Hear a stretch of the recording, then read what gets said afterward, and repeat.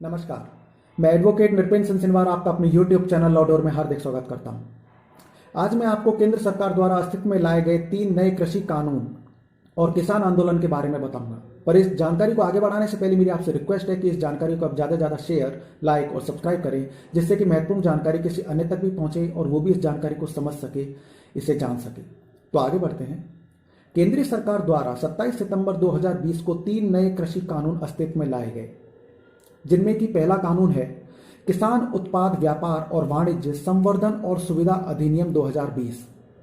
इस कानून का मूल उद्देश्य यह था कि राष्ट्रीय स्तर पर एक ऐसी व्यवस्था बनाई जाए जिससे कि किसान निष्पक्ष और पारदर्शी तरीके से अपनी फसल को राज्य या राज्य से बाहर बेचने के लिए आज़ाद हो, उसे ऐसी आज़ादी मिले तथा ऐसी सुविधा उसे ऑफलाइन या ऑनलाइन दोनों ही तरीके से मिले। अर्थात किसान जिस मंडी में अपना अनाज बेचना चाहता है उसे ऐसा करने के लिए आज़ादी हो। इस कानून के पहले तक किसान अपने एक सीमित दायरे में अपने आसपास की मंडियों में ही अपने अनाज और फसल को बेचता आ रहा है। जो दूसरा कानून है वह है किसान सशक्तिकरण एवं संरक्षण मूल्य आश्वासन एवं कृषि सेवा अधिनियम 2020। इस कानून का मूल मकसद यह है कि किसान को अपनी फसल या अनाज का मूल्य तय करने का या निर्धारण करने का अधिकार है, उसे ऐसा अधिकार मिलना चाहिए। यानी कि यदि कोई किसान किसी व्यक्ति या संस्था के साथ में अपनी फसल को बेचने का करार करता है और यदि उसे अपनी फसल का कहीं दूसरी जगह से ज़्यादा फायदा मिल रहा है, ज़्यादा पैसे मिल रहे हैं उसको अपनी फसल को बेचने में, तो वह किसान बिना किसी जुर्माने के अपनी फसल को दूसरी जगह बेच सकता है तथा मुनाफा ले सकता है। ऐसा इस अधिनियम के प्रावधान है। और जो तीसरा कानून है वह है आवश्यक वस्तु संशोधन अधिनियम 2020। दरअसल यह संशोधन आवश्यक वस्तु अधिनियम में ही किया गया है। इसके अंतर्गत सरकार को खाद्य पदार्थों पर नियंत्रण रहेगा तथा सरकार ऐसा आपातकाल में, यानी कि युद्ध की स्थिति पैदा होने पर, महामारी की स्थिति पैदा होने पर या अचानक कीमतें बढ़ने की स्थिति पैदा होने पर कर सकेगी। इन तीनों नए कृषि कानूनों के अस्तित्व में आने के बाद में किसान आंदोलन भी अस्तित्व में आया। किसान संगठनों का एवं किसानों का इस संबंध में कहना था कि ये तीनों कृषि कानून उनके हितों के विपरीत हैं तथा उनके अधिकारों का हनन करते हैं।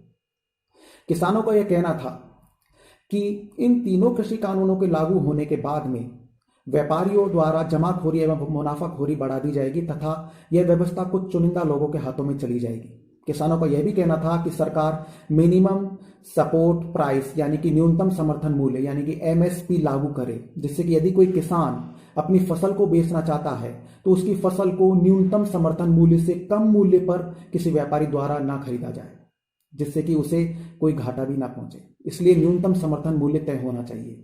इसके अलावा किसानों का यह भी कहना था कि न्यूनतम समर्थन मूल्य यानी MSP एक्ट भी अस्तित्व में आना चाहिए तथा साथ ही किसानों का यह भी कहना था कि ये तीनों कृषि कानून तुरंत केंद्र सरकार द्वारा वापस लिए जाने चाहिए। इन तीनों कृषि कानूनों के अस्तित्व में आने के बाद में तथा इनका विरोध किसान संगठनों द्वारा किए जाने के बाद में यह विवाद पहुंचा माननीय सुप्रीम कोर्ट में। माननीय सुप्रीम कोर्ट ने यानी उच्चतम न्यायालय ने अपने आदेश दिनांक 12 जनवरी 2021 को इन तीनों कृषि कानूनों के लागू होने पर अपने आगामी आदेशों तक रोक लगा दी तथा एक कमेटी का भी गठन किया, जिसके जरिए वह कमेटी किसान संगठनों का पक्ष सुनकर, किसान संगठनों से वार्ता करके अपने सुझाव तथा अपनी एक रिपोर्ट माननीय सुप्रीम कोर्ट को सौंपेगी तथा माननीय सुप्रीम कोर्ट सभी तथ्यों एवं परिस्थितियों पर गौर फरमाने के बाद में, उस रिपोर्ट का अध्ययन करने के बाद में तथा कानूनी पहलुओं को समझने के बाद में इस विवाद पर फैसला सुनाएगी। लेकिन तब तक केंद्र सरकार द्वारा अस्तित्व में लाए गए इन तीनों नए कृषि कानूनों पर रोक जारी रहेगी।